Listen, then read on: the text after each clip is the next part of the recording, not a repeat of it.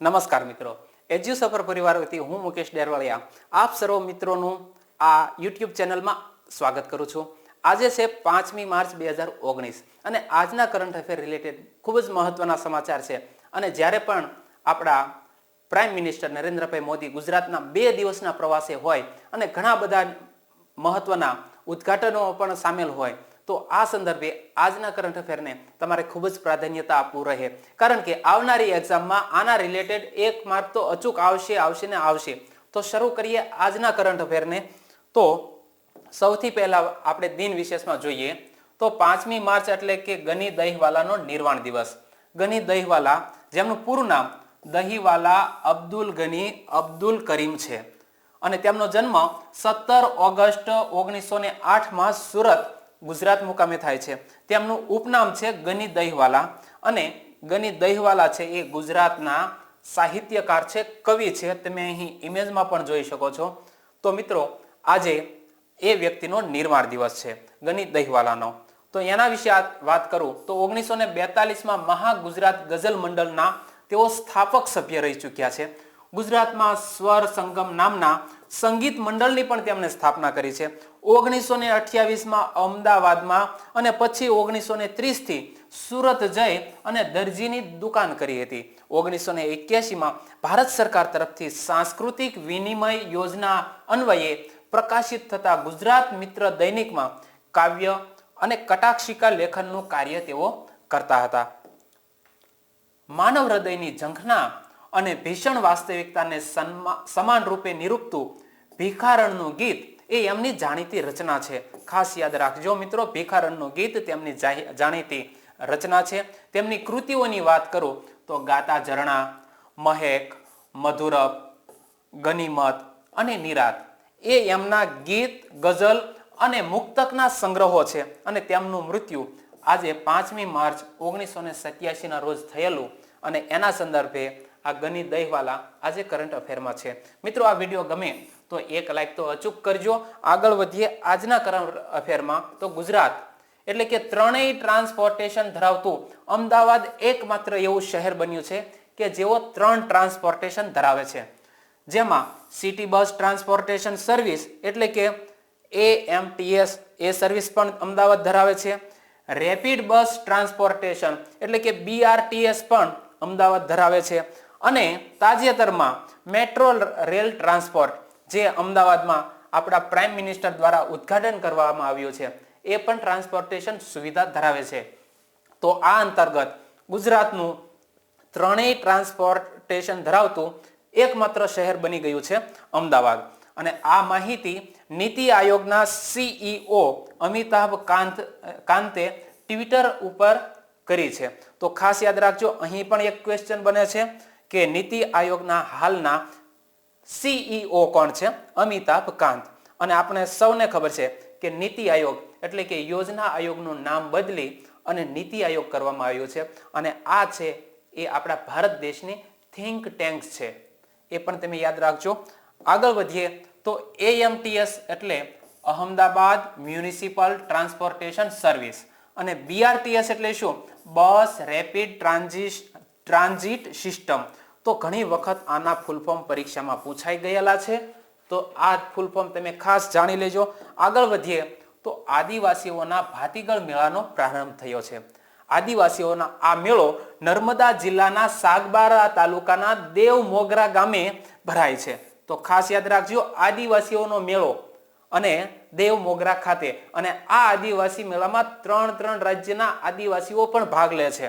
આ મેળો મહાશિવરાત્રી નિમિત્તે ભરાય છે. આ મેળો 5 દિવસ સુધી ચાલે છે. આદિવાસીઓની કુળદેવી પાંડોરી માતાનું આ મંદિર છે દેવ મોગરા ખાતે અને ત્યાં આ મેળો ભરાય છે. આ મંદિર દેશનું એકમાત્ર નેપાળી શૈલીનું પ્રાચીન મંદિર છે, તે પણ તમે ખાસ યાદ રાખજો. અને ગુજરાત, મહારાષ્ટ્ર અને મધ્યપ્રદેશ આ ત્રણેય રાજ્યના આદિવાસીઓની સંસ્કૃતિઓના દર્શન તમને આ મેળામાં જોવા મળશે. તો ખાસ આ વિડીયોને પોઝ કરી અને સમાચાર વાંચી લેજો. આગળ વધીએ તો ગુજરાતમાં જ સમાચાર છે. નરેન્દ્ર મોદીના હસ્તે અમદાવાદમાં મેટ્રો ટ્રેન સેવાનો પહેલો રૂટ ખુલ્લો મુકાયો છે અને બીજા રૂટનું ખાતમુહૂર્ત થયું છે. તો 4 માર્ચ 2019 થી ગુજરાતમાં મેટ્રો યુગનો પ્રારંભ થયો છે. આ મેટ્રો કયા 2 સ્થળોને જોડશે તો તે જોઈ લો. વસ્ત્રાલથી એપેરલ પાર્ક વચ્ચે આ મેટ્રો ટ્રેન દોડવાની છે. કેટલા કિલોમીટરનો આ ટ્રેનનો રૂટ છે? 6.5 કિલોમીટરની લંબાઈ ધરાવતો આ મેટ્રો ટ્રેનનો રૂટ છે. ફરી એકવાર, વસ્ત્રાલથી એપેરલ પાર્ક, અંતર 6.5 કિલોમીટર. અને ઉદ્ઘાટન કરતા આપણા પ્રાઇમ મિનિસ્ટર નરેન્દ્રભાઈ મોદી, જેમાં નરેન્દ્રભાઈ મોદીએ સૌ પ્રથમ બાળકો સાથે મુસાફરી કરી હતી. મેટ્રો ટ્રેનના બીજા તબક્કા માટે ભૂમિપૂજન પણ નરેન્દ્ર મોદીના હાથે કરવામાં આવ્યું હતું. બીજો મેટ્રો ટ્રેનનો રૂટ મોટેરાથી ગાંધીનગર વચ્ચેનો છે. ત્યારબાદ અમદાવાદ નજીક જાસપુર ખાતે વિશ્વ ઉમિયાધામ સંકુલનું ભૂમિપૂજન કર્યું છે.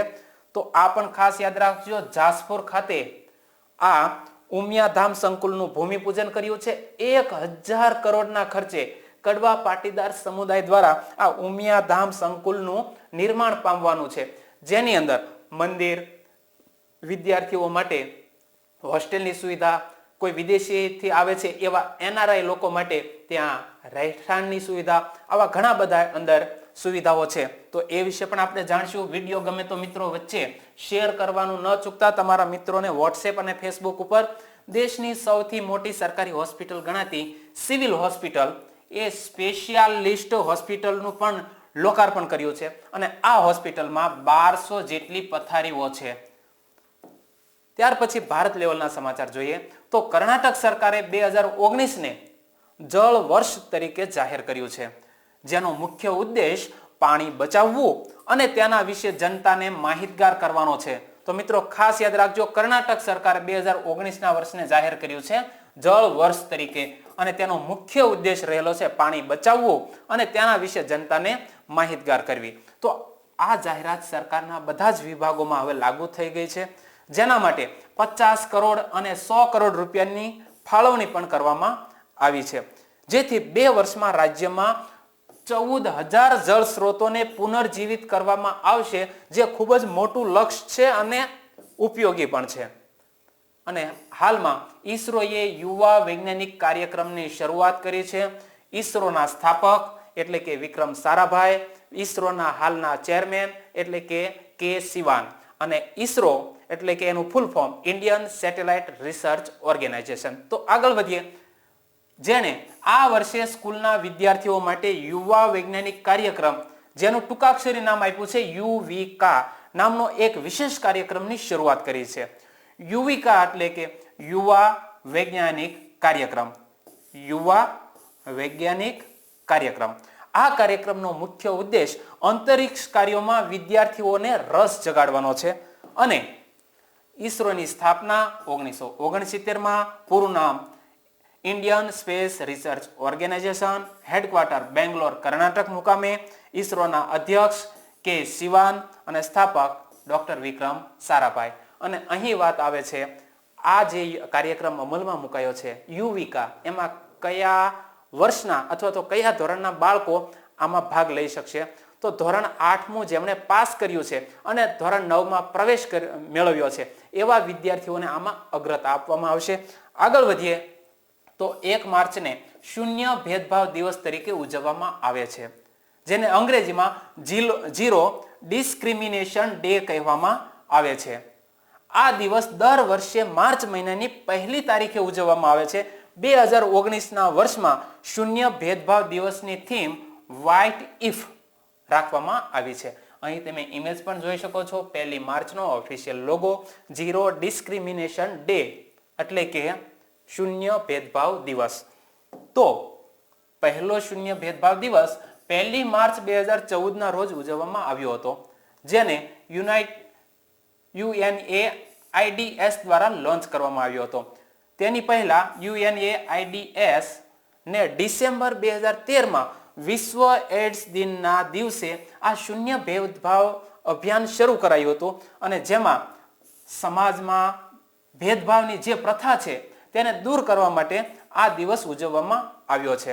તો અહીં યાદ રાખજો UNAIDS, યુનાઇટેડ નેશન. ત્યાર પછીના સમાચાર આગળ જોઈએ તો તાજેતરમાં નરેન્દ્ર મોદીએ one rank one card launch કર્યું છે, અને આ કાર્ડના માધ્યમથી ત્રણેય પબ્લિક ટ્રાન્સપોર્ટેશનમાં ગમે ત્યાં મુસાફરી કરી શકાશે અને અમદાવાદથી આ કાર્ડ છે એ લોન્ચ કરાયું છે.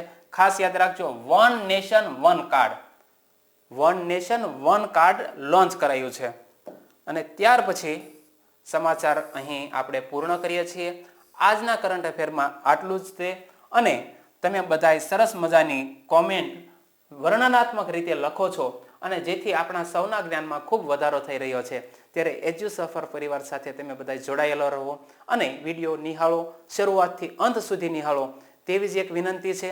અને જતા જતા એક નમ્ર રિક્વેસ્ટ કે અમારી GK 2020 યુટ્યુબ ચેનલ શરૂ થઈ ચૂકી છે અને એના ઉપર UPSC અને GPSC લેવલની તૈયારી કરનારા મિત્રો માટે ખૂબ જ મહત્વના સમાચારોનું કલેક્શન કરી MCQ સ્વરૂપે અમે પ્રશ્નો રજૂ કરીએ છીએ. તો ત્યાંમાં પણ તમે જોડાય અને સહકાર આપો એવી જ વિનંતી સાથે કાલ ફરી મળીશું એક નવા કરંટ અફેર સાથે. ત્યાં સુધી બધાને જય હિન્દ.